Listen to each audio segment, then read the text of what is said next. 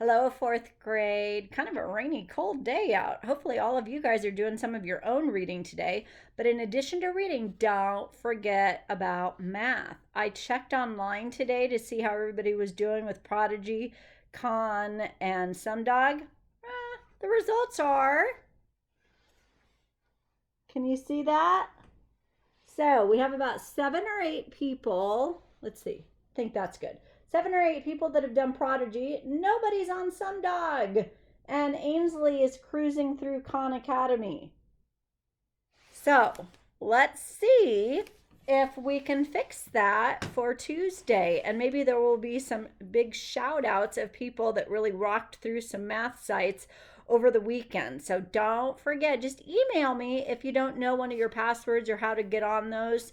And I would be happy to get you set up. That is one thing that I did get to bring home with me, or all the passwords for all of those sites for you guys. So all right, so back to our temporary read aloud until Access 360 grants me permission to one of the two that you actually voted on.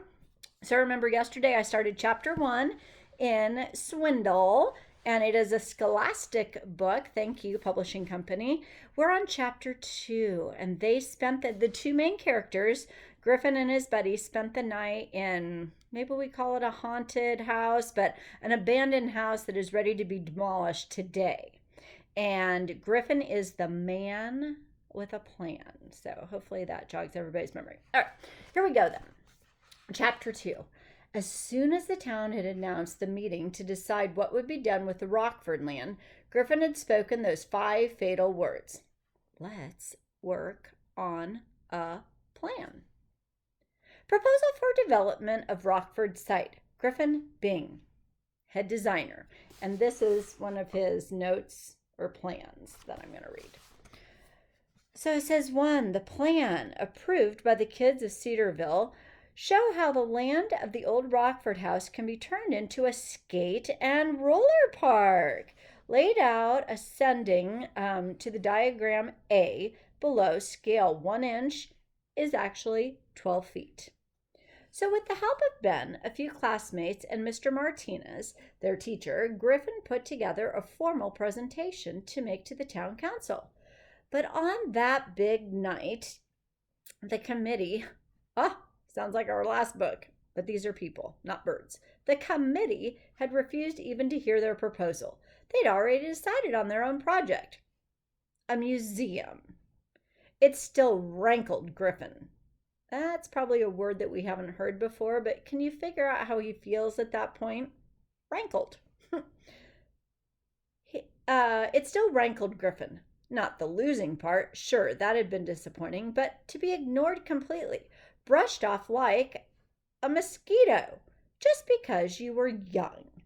That was just unbearable for him. That was why he was here now, in this ancient dying house. That was why everybody should have been here. Every kid who was sick of counting for nothing in this town. It wasn't going to get a skate park built, he kind of knew that, but at least it would win them some pride. Anyway, spooky, uncomfortable, boring as this was for Griffin, it had to be better than lying in bed at home listening to Mom and Dad arguing about money. Wonder what that's about. He regarded Ben's slumbering form with envy. Try as he might, Griffin was too keyed up to fall asleep. At least he began to wander, or at last, he began to wander the empty husk of the Rockford house, the flashlight guiding him down hallways and through rooms. At least the thunder had passed, the storm settling into just a steady rain now. So much for a dark and stormy night. And then, dun dun dun dun, the creature landed in Griffin's hair. Full-on terror rocked him. The flashlight dropped from his hand, and the room was plunged into sudden darkness. He slapped desperately at his head as the attacker beat its scalloped wings, burrowing into Griffin's thick curls, squeaking and screeching. In his frenzy, Griffin tripped over his own flashlight and went down, wrapping himself in cobwebs as he rolled wildly around on the floor. He touched short fur, rubbery skin, and sharp clinging claws, but his slippery assailant resisted his grasping fingers. What was it? It was over as unexpectedly as it had begun. The creature. Do you like the way the author is keeping us in suspense? We don't know what the creature is. But the creature managed to disentangle itself and flew off, leaving Griffin writhing. He retrieved his light just in time to see a large, here's some more clues, black bat fluttering up the open stairwell. You're okay, he told himself, heart thumping. Maximum gross minimum danger. He frowned. There, illuminated in the cone-shaped beam, was a piece of furniture. Most of the house had been empty prior to demolition day. Yet, here was some kind of old-fashioned desks. Could this be important? I'm kind of thinking it is. He scrambled to his feet and went over to investigate. It wasn't exactly Antiques Roadshow quality, meaning good furniture. It was beaten up and cracked, and the roll top was stuck at an odd angle. By the glow of the flashlight, Griffin played with the many drawers and compartments. Nothing really of interest here. Just dust and, well, occasional dead spider. One tiny drawer wouldn't budge at all. This could be significant. Griffin pulled and the knob came off in his hand. He tried to pry his fingers behind the face of the drawer, but there was zero movement. He perched on the edge of the blotter to catch his breath. The seat of his jeans pressed against a small button. Snap! The locked drawer popped open. A releaser switch.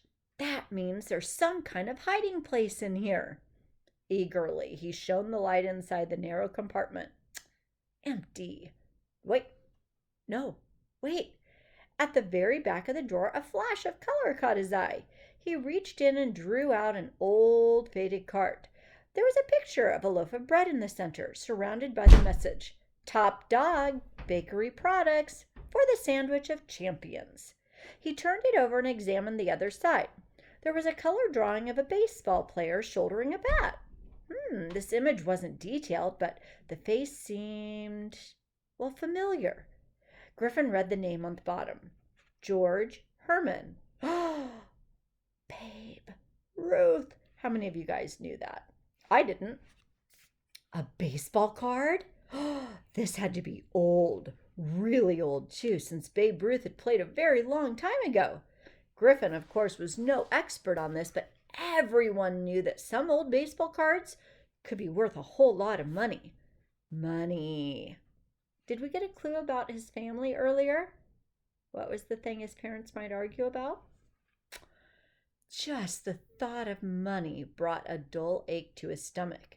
The Bing family was really struggling to make ends meet these days. It had gotten so bad that Mom and Dad were even talking about maybe selling their house and moving to a more affordable neighborhood. Now I'm going to ask you to stop and do a text to self on a read aloud that we've done already this year, where the family had to move.